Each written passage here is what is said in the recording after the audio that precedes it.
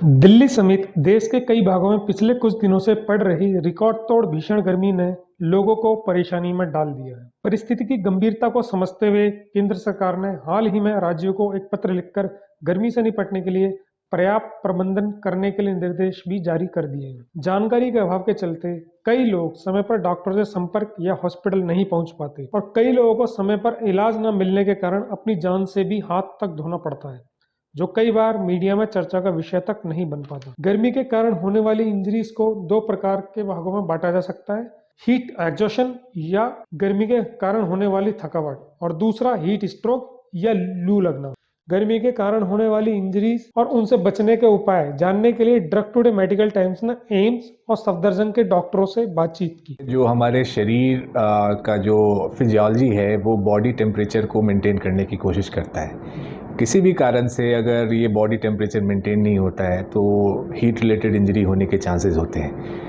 तो heat related injury simple form के हो सकते हैं, जैसे आपको सनबर्न हो गया, आप हीट एग्जॉशन के शिकार हो गए, डिहाइड्रेशन हो गया, इस तरह की परेशानियां हो सकती हैं। उसके अलावा जो सीरियस केसेस होते हैं जिसे हम हीट स्ट्रोक कहते हैं वो भी देखने को मिल सकता है। हीट स्ट्रोक का मतलब कि आपका जो बॉडी टेम्परेचर है वो 104 डिग्री से फ़ारेनहाइट से ज़्यादा हो गया, साथ में आपका जो सेंसोरियम है वो गड़बड़ हो जाए।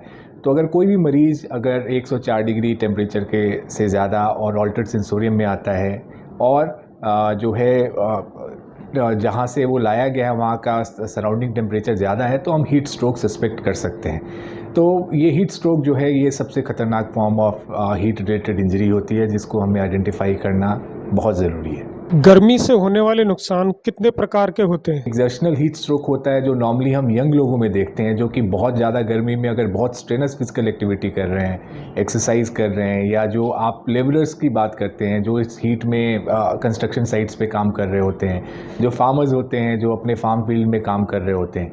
अगर ऐसे सिचुएशन में किसी आदमी को अगर लेकर आया गया हो जिसका बॉडी टेम्परेचर ज़्यादा है और साथ में उसका सेंसोरियम गड़बड़ है तो वैसे सिचुएशन में हम हीट स्ट्रोक सस्पेक्ट कर सकते हैं। उसके अलावा जो एल्डरली लोग होते हैं, जो बच्चे होते हैं, उनमें नॉन एक्सर्शनल हीट स्ट्रोक हो सकता है, यानी कि बिना एक्सर्शन की हिस्ट्री के भी उनमें हीट स्ट्रोक के सिम्टम्स आ सकते हैं अगर जिस माहौल में वो हैं वहाँ पे टेम्परेचर बहुत ज़्यादा है, लू के प्रकोप में आ गए हैं। स्पेशली बच्चे अगर दोपहर में खेलने जा रहे हैं या बूढ़े बुजुर्ग जो लोग होते हैं जो ऑलरेडी कोमॉर्बिडिटीज़ के शिकार हैं वो अगर हीट को एक्सपोज होते हैं तो ऐसे सिचुएशन में अगर इस क्लिनिकल कंडीशन के साथ आते हैं तो हमें हीट स्ट्रोक सस्पेक्ट करना चाहिए। लू लगने के क्या लक्षण हैं?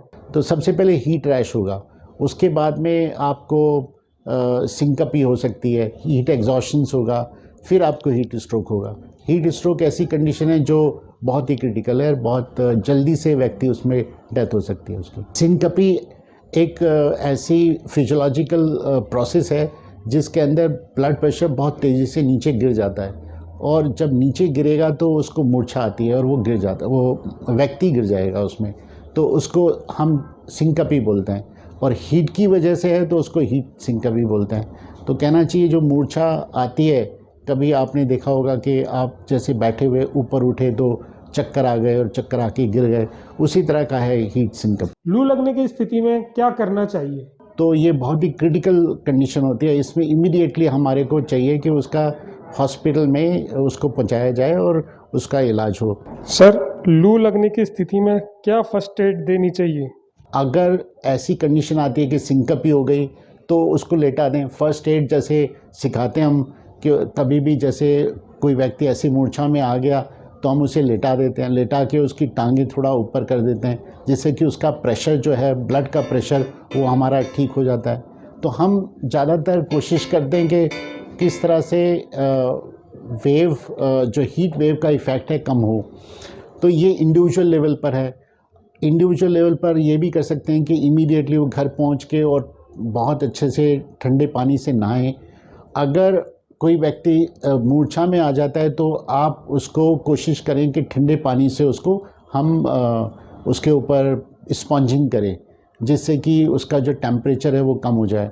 उसके सारे कपड़े हम उतार सकते हैं, जो उसके गारमेंट्स हैं, जो अंडरवियर गारमेंट्स हैं, उनको छोड़कर सारा उतारने के बाद में पानी से उसको अच्छे से नहलाएं और पानी से स्पॉन्जिंग करें अगर आपके पास में ठंडा पानी है या फिर बर्फ़ है तो बिल्कुल बहुत अच्छा है, उस बर्फ़ का आप इस्तेमाल कर सकते हैं इसमें। सर के ऊपर, गले के ऊपर या गर्दन के ऊपर बर्फ़ का इस्तेमाल करना बहुत ज़रूरी है, क्योंकि इसमें टेम्परेचर को बहुत जल्दी से नीचे करना होता है, अदरवाइज़ उसका इफ़ेक्ट हमारे दिमाग पे सीधा पड़ता है। और कोशिश रहे कि इमीडिएटली उसको हम हॉस्पिटल की तरफ ले जाएं और एम्बुलेंस बुलाएं। लू लगने से बचाव के क्या उपाय हैं? बिल्कुल हमारा शरीर काफ़ी मैं कहूँगा एक बहुत ही इंजीनियरिंग मार्वल है कि जो हर सिचुएशन को अपने आप में वो ठीक करने में सक्षम होता है, लेकिन कई बार सिचुएशन ओवरवेलमिंग हो जाती है शरीर के लिए भी। और वैसे ही ये हीट स्ट्रोक और हीट रिलेटेड इंजरी में होती है जब बॉडी जो टेम्परेचर जो है उसको हैंडल नहीं कर पाता है, हीट जो भी प्रोड्यूस हमारी बॉडी करे उसको हैंडल नहीं कर पाता है, तो ये दिक्कत आती है।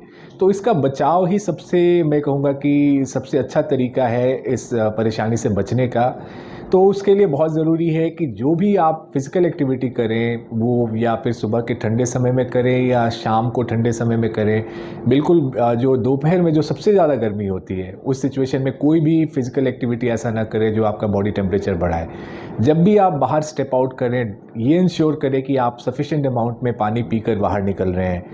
जो कपड़े आप पहन रहे हैं वो भी बहुत ज़रूरी है, प्रेफरेबली कॉटन के, जो ब्रीदेबल कॉटन के जो कपड़े होते हैं जो आपके हीट एक्सचेंज में मदद करें, कोई हैम्परिंग ना करें, वो बहुत ज़रूरी है। बाहर जब भी स्टेप आउट करें धूप में छाता लेकर निकलें। उसके अलावा जहाँ भी धूप एक्सपोजर के चांसेस हैं आप सनस्क्रीन यूज़ करें। जो बूढ़े और बुज़ुर्ग हैं कभी भी कोशिश करें कि वो धूप में ज़्यादा बाहर ना निकलें। कई बार हमारी टेंडेंसी होती है कोई मार्केट गए, बच्चों को कुछ देर के लिए गाड़ी में ही छोड़ दिया है। इस तरह की आप जो मैं कहूँगा कि सिचुएशन राइज़ ना होने दें, आप ऐसे लापरवाही ना करें, क्योंकि इसके चलते लोगों में बेसिकली हीट रिलेटेड इंजरी के चांसेस बढ़ जाते हैं। जो भी लोग कोई भी जैसे कोमॉर्बिडिटीज़ के शिकार हैं, कोई कोमॉर्बिडिटीज़ हैं, कोई दवाइयों पे हैं, स्पेशली जो हाइपरटेंसिव लोग हैं, अगर एक दवाई होती है डाययूरेटिक जिसको हम कहते हैं जो बॉडी में पानी की कमी करता है, अगर इस तरह की कोई भी दवाइयों पे हैं, ऐसे लोग काफ़ी रिस्क पे होते हैं और उन्हें कोशिश करनी चाहिए कि जहाँ तक पॉसिबल हो वो ठंडे माहौल में रहें, गर्मी में बाहर ना निकलें, अदरवाइज़ उन्हें ये परेशानी का सामना करना पड़ सकता है। गर्मियों में किस तरह की डाइट लेनी चाहिए? डाइट में इसमें जो खाने का है वो बिल्कुल सिंपल है कि इन दिनों के अंदर हमें इलेक्ट्रोलाइट इम्बैलेंस जो हो सकता है उसके लिए वेजिटेबल्स बहुत अच्छी हैं और फ्रूट्स बहुत अच्छे हैं। आजकल इतने अच्छे जो पानी के नेचर ने इस तरह से बनाया है कि आपको तरबूज है, खरबूज है, वो पानी की कमी को पूरा करने के लिए। तो आप घर में ज़्यादा से ज़्यादा इसका सेवन करें। बाहर खुले हुए फ्रूट्स बिल्कुल ना खाएं। अगर आपको वहाँ पर खरबूजा मिल रहा है, तरबूज मिल रहा है कटा हुआ, वो ना खाएं, क्योंकि उसमें इन्फेक्शन होने के चांसेस बने रहते हैं। या पेय चीज़ें जैसे आपको अगर और दूसरी चीज़ें अगर लेते हैं जैसे नारियल पानी है या फिर कोई जूस है वो आप ले सकते हैं, तो वो अलग से हैं। लेकिन पानी का जितना सेवन करें उसके लिए कोई मेजर इशू नहीं है कि वो आपको शरीर में कोई नुकसान करेगा। ऐसा कोई नहीं है कि ज़्यादा पानी पीने से आपको वो सारा निकल जाता है, तो उससे किसी को कोई प्रॉब्लम नहीं होती। लोगों के अंदर यह एक धारणा है कि कोल्ड ड्रिंक, एनर्जी ड्रिंक और बियर गर्मी से राहत दिलाती हैं। इसके पीछे कितनी सच्चाई है? गर्मी के दिनों में हम जो ये कोल्ड ड्रिंक की बात करते हैं, जो लगता है कि शायद हमें बहुत ठंडक पहुंचाएगी और हमें हीट स्ट्रोक से बचाएगा, ये एक मैं कहूँगा बहुत बड़ा मिथ है। इनफैक्ट इन जितने भी ये शुगरी ड्रिंक होते हैं, जो फिज़ी ड्रिंक होते हैं, वो एक तरह से आपको और डिहाइड्रेट करते हैं। तो ये इनका कोई रोल नहीं है आपको हीट स्ट्रोक या हीट रिलेटेड इंजरी से बचाने में। इनफैक्ट ये आपको और प्रोन कर सकते हैं। तो जितने भी ये मीठे फिज़ी ड्रिंक्स हैं वो डेफिनेटली अवॉइड करना चाहिए। तो गर्मी के अंदर इस तरह की शराब पीने से आपको और गर्मी होगी और आपको प्रॉब्लम हो सकती है। तो ये मानकर चलिए कि जो व्यक्ति ये सोच रहा है कि नहीं मैं बहुत बियर पीऊँ या बहुत शराब पीऊँ, ठंडा करके पीऊँ तो उससे मुझे फ़ायदा होगा, उससे फ़ायदा नहीं होगा, बल्कि उसका जो हीट जनरेशन और बढ़ जाता है। और अगर आप धूप के अंदर गए या धूप के अंदर आपने कोई काम किया तो उसमें हीट स्ट्रोक होने के ज़्यादा चांसेस होते हैं आपको।